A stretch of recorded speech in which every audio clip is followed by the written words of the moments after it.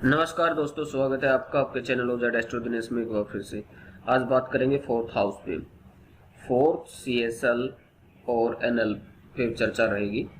और जैसा आप देख रहे हो यहाँ पे मैंने लिख भी दिया है, चतुर्थ भाव का कस्पल सबलोड यदि सैटर्न या राहु और या ये एक दूसरे के नक्षत्र से किसी प्रकार से एक दूसरे से संबंध या युति बना रहे हो फोर्थ हाउस में, तो क्या रिजल्ट रहता है और क्या इसके एट्रीब्यूट्स होंगे, मैं आज आपको वही बताऊंगा। इस वीडियो को पूरा देखें, अंत तक देखें ताकि आपको अच्छे से समझ में आ जाए।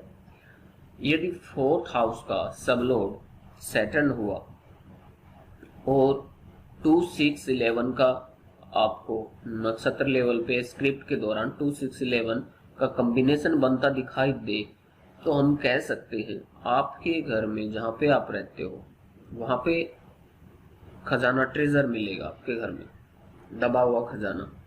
ठीक है जी। अब इसके लिए आप पूछोगे कि कहाँ पे मिलेगा, कौन सी ऐसी जगह हो। आपका जिस भी राशि में बैठा हुआ या उसका नक्षत्र स्वामी, और ज्यादा डीप में जाएंगे तो उसके नक्षत्र स्वामी को हम चेक करेंगे।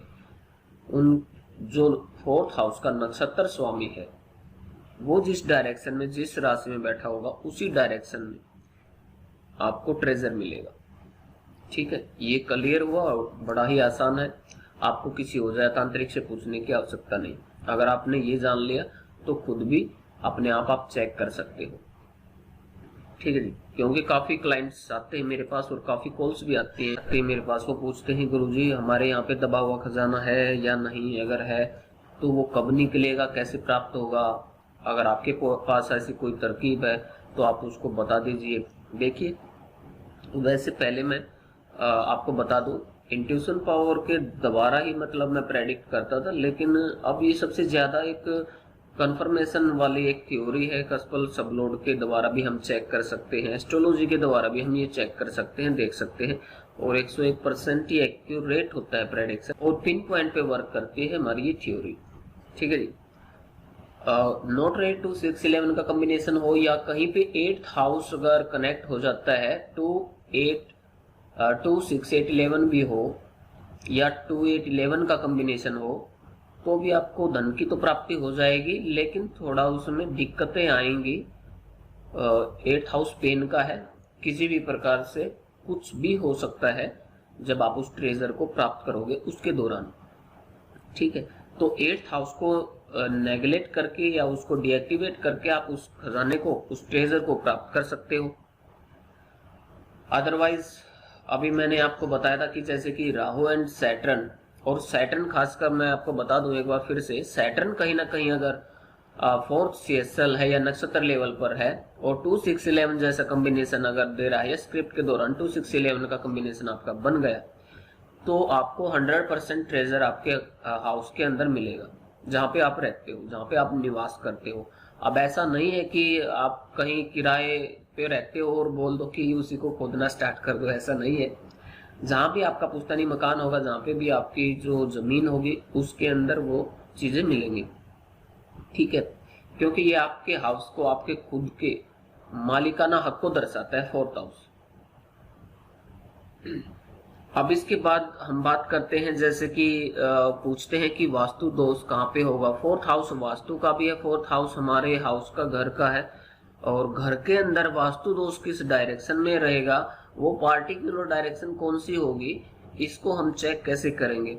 इसको हम चेक करेंगे, जैसे फोर्थ हाउस है, फोर्थ हाउस का जो भी प्लेनेट होगा, जिस भी नक्षत्र लॉर्ड में वो प्लेस्ड होगा, अगर उसका कनेक्शन 8th, 12th या 6, 8, 12 से मिल जाए, तो आप उसी डायरेक्शन में जिस डायरेक्शन में यानी कि जिस राशि में वो प्लेनेट प्लेस्ड होगा, नक्षत्र लॉर्ड प्लेस्ड होगा, क्योंकि नक्षत्र लॉर्ड हमेशा रिजल्ट देता है प्लेनेट के।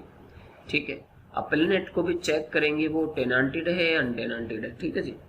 अब वो जिस भी डायरेक्शन में बैठा होगा उस डायरेक्शन के अंदर आपको वास्तु दोष मिलेगा। अगर उसको आप बैलेंस में कर लोगे तो आपको इधर उधर घूमने की जरूरत नहीं है, काफी कुछ आपका सही हो जाएगा।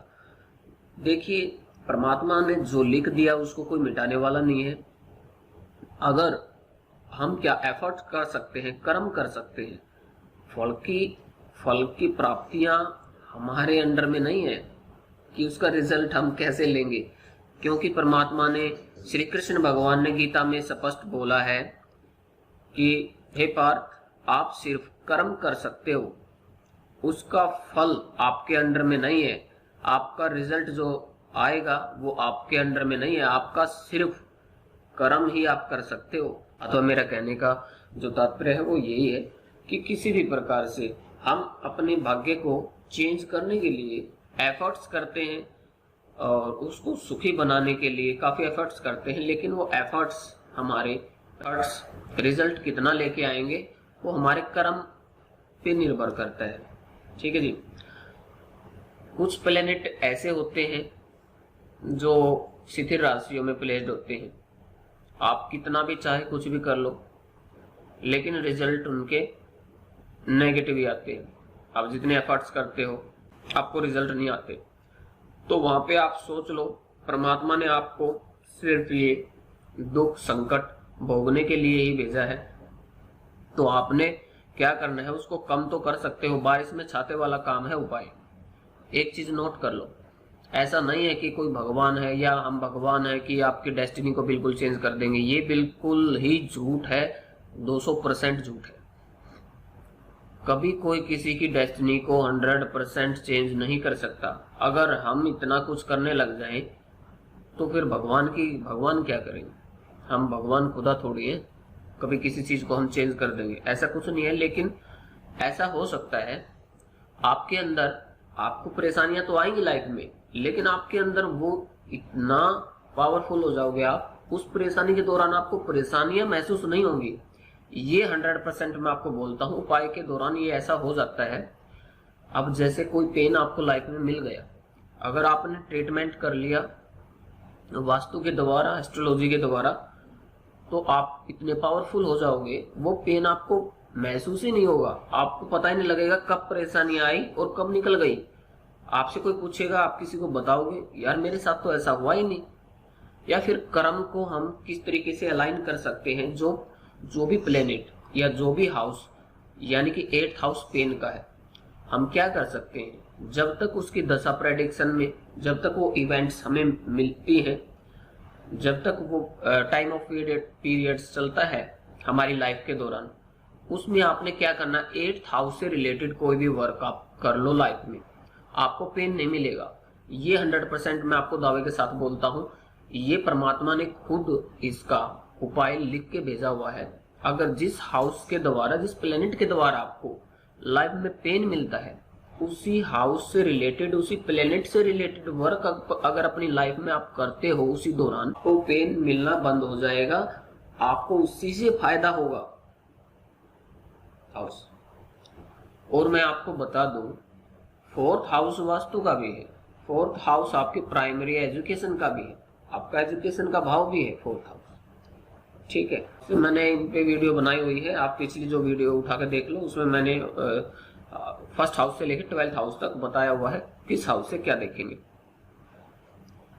अब मैं एक बात और आपको बता दूं, इसी के दौरान जो भी प्लेनेट हमारा सबसे कम डिग्री वाला होगा, अब मान लिया वो हमारा विनस है, सबसे कम डिग्री पे, मान लिया 2 डिग्री पे है, 3 डिग्री पे है, ठीक है।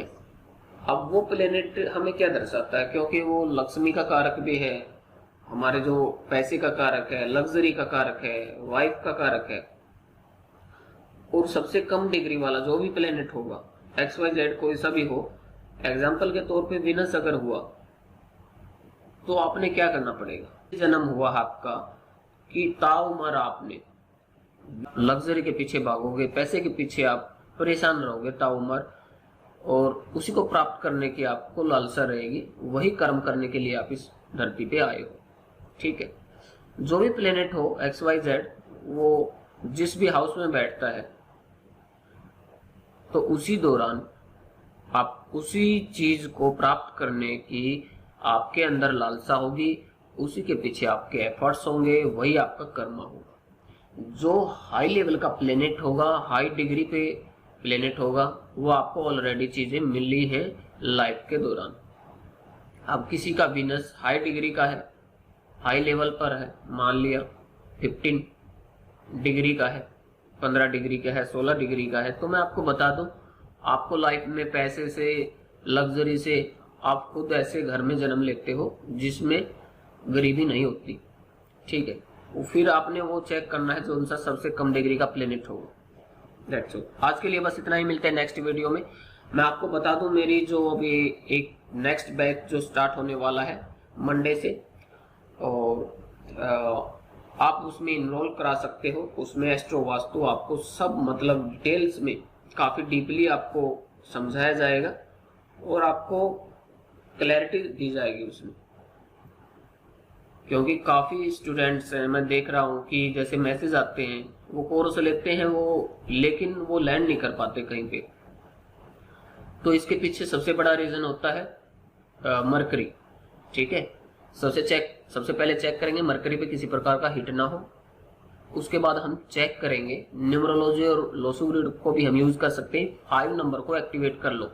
जब तक 5 नंबर एक्टिवेट नहीं होगा आपका, आप किसी भी स्टडी में लैंड नहीं कर पाओगे, ठीक है जी। आज के लिए बस इतना ही, मिलते हैं नेक्स्ट वीडियो में नेक्स्ट टॉपिक के साथ।